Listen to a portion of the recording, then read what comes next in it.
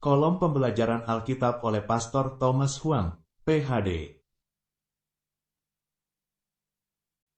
Saya telah menjelaskan tentang umat Israel di beberapa minggu terakhir ini. Pada minggu yang lalu kita belajar tentang Ibrani menurut latar belakang sebutan Ibrani yang diambil dari kitab Kejadian 14 ayat 13. Ada beragam nama yang mendefinisikan putera dan puteri Abraham dalam Alkitab, seperti pada 1. Ibrani, Kejadian 14 ayat 14. 2. Israel, Bani Israel, Kejadian 32 ayat 28. 3. Orang-orang Yahudi, 2 Raja-Raja 16 ayat 6.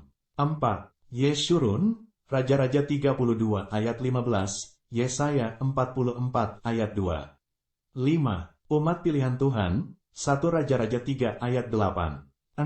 Puteri Sion, Zefanya 3 ayat 14. 7. Umat kudus pilihan Tuhan. Dari daftar di atas, kita sedang mempelajari tentang Ibrani. Saya cukup penasaran dari mana asal kata ini. Biasanya dianggap berasal dari generasi kelima dari Nuh, Eber. Abram adalah keturunan kelima dari Nuh, Kejadian 10 ayat 21-24 dan pasal 11 ayat 10-26. Itu berarti bahwa Abram adalah keturunan ke-10 dari Nuh. Apa yang dimaksud dengan Eber, sinonimnya Abar, yang dalam bahasa Ibrani artinya menyeberang atau melewati. Jadi, orang yang sudah lewat atau dalam keadaan menyeberang.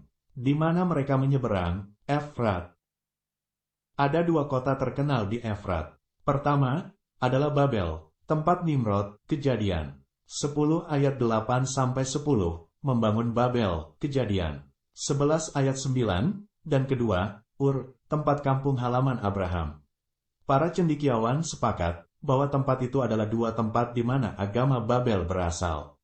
Terah, ayah Abraham menyembah dewa-dewa Babel, Yosua 24 ayat 2, dan kemungkinan besar diasumsikan bahwa Abraham juga menyembah dewa-dewa Babel. Dalam situasi seperti itu, Tuhan menampakkan diri kepada Abram di Ur dan memerintahkan, tinggalkan negerimu, bangsamu dan rumah tangga ayahmu dan pergilah ke negeri yang akan kutunjukkan kepadamu. Kejadian 12 ayat 1 dan di Yohanes 8 ayat 56-58, dan Abram menurutinya. Abram akhirnya menetap di Kanaan pada usia 75 tahun, Kejadian 12 ayat 4-5, menyeberangi Efrat dan Haran, Kejadian 11 ayat 31. Sejak saat itu, Kanaan menyebut Abram sebagai Ibrani, Kejadian 14 ayat 13. Secara harfiah berarti seorang musafir, orang asing, yang menyeberangi sungai Efrat. Anehnya, para musafir meninggalkan dewa-dewa Babel, yang telah disembah dari generasi ke generasi hanya untuk menyembah Tuhan di tanah Kanaan. Kejadian 12 ayat 7. Sejak saat itu, Abram tidak hanya secara fisik menjadi Ibrani, tetapi juga menjadi seorang Ibrani rohani. Dia tidak hanya meninggalkan rumahnya, tetapi juga membuang agama Babel. Seorang musafir Kanaan, duniawi dalam istilah spiritual, ia menjadi seorang laki-laki tanpa kebangsaan sendiri dan tanpa rumah sama sekali. Paulus berkata, Abraham adalah nenek moyang orang Ibrani rohani dalam Perjanjian Baru, Roma 2 ayat 28-29. Kualitas apa yang dimiliki spiritual Ibrani? Paulus mengatakan orang yang membuang berhala, dewa yang telah lama disembah, meninggalkan rumah, sorga, dan menjalani hidupnya di sekolah tujuan penciptaan, sebagai musafir serta mereka yang dibenci dan ditindas karena mereka adalah anak-anak pilihan Tuhan. Benar, kita adalah keturunan rohani dari Abraham, Roma 2 ayat 28-29 dan pasal 9 ayat 6-8 dan di Galatia 3 ayat 29, di Filipi 3 ayat 3. Oleh karena itu, kita juga orang Ibrani. Kita adalah murid yang sementara meninggalkan rumah kita sendiri, yaitu sorga, untuk belajar dan dilatih tentang pentingnya absolutisme dari tujuan penciptaan selama sekitar 70-80 tahun, Mazmur 90 ayat 10. Paulus dan Petrus mengklaim diri mereka sebagai musafir, orang asing dan orang pendatang, Ibrani 11 ayat 13 dan 1 Petrus 2 ayat 11. Paulus juga menggambarkan diri kita sebagai kabut atau uap yang muncul sebentar lalu lenyap, dalam Yakobus 4 ayat 14. Kita adalah orang Ibrani yang hidup sebagai orang asing di dunia ini, tetapi secara substansial kita adalah warga negara sorga. Filipi 3 ayat 20, Efesus 2 ayat 19. Kampung halaman kita yang asli adalah di sorga, Ibrani 11 ayat 14-16. Sayangnya, tidak semua orang Kristen memiliki ideologi Hebraisme. Ini adalah kepercayaan yang hanya dimiliki oleh orang-orang yang selamat, Yesaya 1 ayat 9, dan umat yang tersisa, Roma 11 ayat 5. Yesus mengajarkan suatu keyakinan kepada murid-muridnya. Kamu bukan dari dunia, tetapi aku telah memilih kamu dari dunia. Yohanes 15 ayat 18-19, dan di pasal 17 ayat 14. Ironisnya, jarang ditemukan orang-orang yang memiliki ideologi Ibrani dari anak-anak Tuhan. Alkitab menyebut mereka sebagai Kristen nominal atau Kristen Minggu. Kita menyebut orang-orang Kristen ini sebagai bayi di dalam Kristus, 1 Korintus 3 ayat 1. Mereka bodoh dalam menyadari bahwa mereka adalah orang Ibrani. Mereka keliru bahwa dunia tempat mereka tinggal sementara sebagai orang asing adalah rumah mereka yang kekal. Ini adalah gambaran jelas dari rata-rata murid di sekolah tujuan penciptaan yang dirancang oleh Tuhan.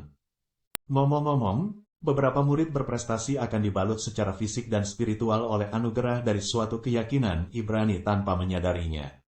Bagaimana mereka mengetahuinya? Mereka pertama-tama menjadi garam dunia. Matius 5 ayat 13. Dunia membenci mereka karena nama Yesus Kristus. Yohanes 15 ayat 18-19. Namun, mereka menjadi biji gandum, Yohanes 12 ayat 24-25, yang menyelamatkan. Demikian pula, pertama-tama saudara harus menjadi garam dan mengosongkan diri, mati. Yesus sendiri yang pertama, adalah garam di kayu salib. Begitulah cara saudara menjadi terang dunia. Yesus menjadi terang dunia melalui kebangkitan, Yohanes 1 ayat 9, 3 ayat 19-21, 8 ayat 12, bukan urutannya mulai dari terang dan kemudian garam, tetapi sebaliknya, yaitu mulai dari garam dan kemudian terang. Yesus mengatakannya secara berurutan dan menggenapinya sesuai urutan yang dikatakannya, Matius 5 ayat 13-16. Tidak mungkin menjadi terang tanpa terlebih dahulu menjalani kehidupan sebagai garam. Tiada henti tanpa mengalami kesusahan hati, karena ditindas dan dibenci karena kepercayaan dalam nama Yesus Kristus. Demikian juga, Tuhan akan memberkati mereka yang telah menjalani kehidupan dalam tatanan garam dan terang, ketika kita sampai ke sorga, Matius 5 ayat 10-12. Tidak ada anugerah bagi mereka yang membalikkan urutan, karena mereka tidak melakukan apa-apa selain memuja keinginan, visi dan kemuliaan mereka sendiri. Sangat disayangkan pada kenyataannya, bahwa misionaris yang tak terhitung jumlahnya tidak hanya membalikkan urutan, tetapi juga mengajarkan ide pembalikan. Orang Ibrani sejati yang bijaksana adalah orang yang mematuhi amanat dari garam dan terang. Paulus ini persis orang Ibrani. Dia bukan hanya seorang Ibrani biasa. Paulus dengan bangga mengklaim dirinya seorang Ibrani keturunan dari orang Ibrani, Filipi 3 ayat 5. Mengapa Paulus begitu bangga akan hal ini? Dia dikenal sebagai orang Ibrani yang paling dibenci dan dianiaya dan dia cukup bangga untuk membagikannya kepada anggota jemaat di gereja Filipi. Kita sebagai rakyat hidup di era sekarang mengetahui bahwa kita di era pengendalian oleh dua binatang, di Wahyu 13 ayat 18, yang mencoba menggabungkan semua agama-agama menjadi satu, pluralisme agama-agama. Kita hidup di era yang begitu dekat dengan sekilas memandang adanya kehilangan keselamatan, Matius 24 ayat 23-28, tertipu oleh ajaran antikristus, dalam 1 Yohanes 2 ayat 18. Sayangnya, mayoritas orang Ibrani, Kristen, akhir-akhir ini tidak tertarik akan peringatan Yesus tersebut. Mereka hanya sibuk menjalani kehidupan mereka, persis seperti zaman sebelum air bah, banjir Nuh, Matius 24 ayat 37-39.